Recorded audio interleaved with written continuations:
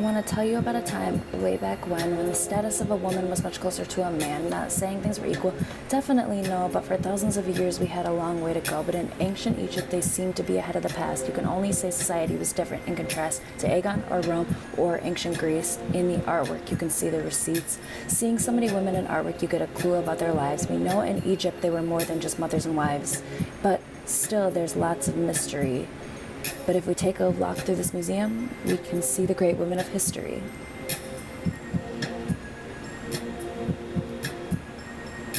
All throughout Egyptian art, we see figures with female form participating in activities. Even as Egyptian artwork completely transformed, they could hold positions of power like a scribe or a priest called God's wife, maintaining temples and sculptures and dreaming of the afterlife.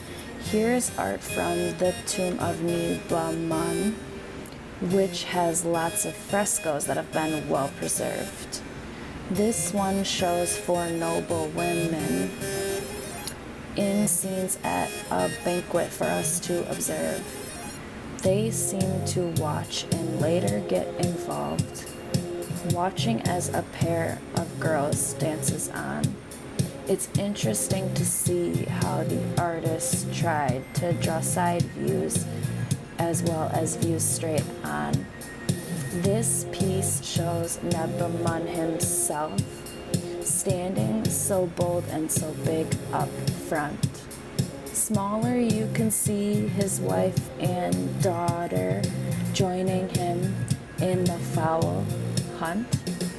Women can be seen in lots of daily life, especially when it came to worship. Many gods were actually known to be women, females who had followers and cults and churches. Tenenet was the god of beer, and Renpet was responsible for the passage of time. The goddess Bastet protected women and the home, and even the average woman was said to have dreams so divine. The Egyptian word for earth is masculine, but the feminine in the word is sky. Nut is the goddess that embodies the sky above and is considered the mother of the gods most high. Her children are said to have created the world we know, and they appear in much art. And a huge part of Egyptian society is honoring all the gods. Just sit back and watch this part.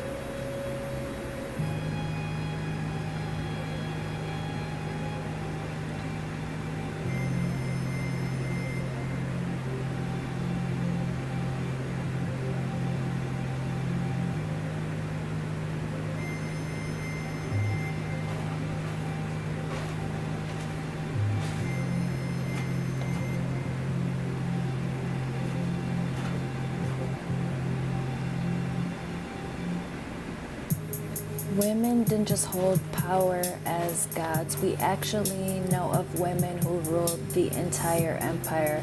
And the fact that we know their name means they must have been liked by their peers. And Hatshepsut was the first woman we know who reigned, but maybe she was disliked because after her death her portraits were destroyed, except for those where she looked like a boy.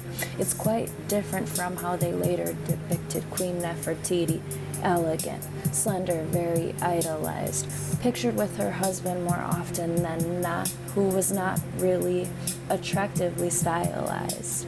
This off-looking man is Akhenaten, who is portrayed often like this.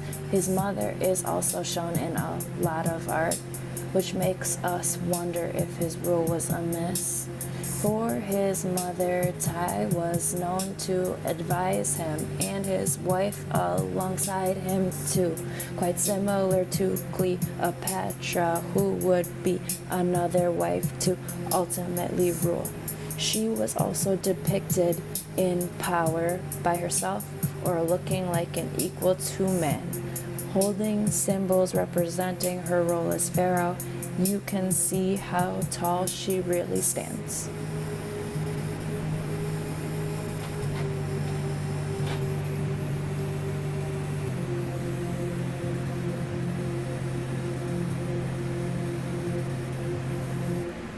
But it's still weird to think that women in Egypt compared to later times.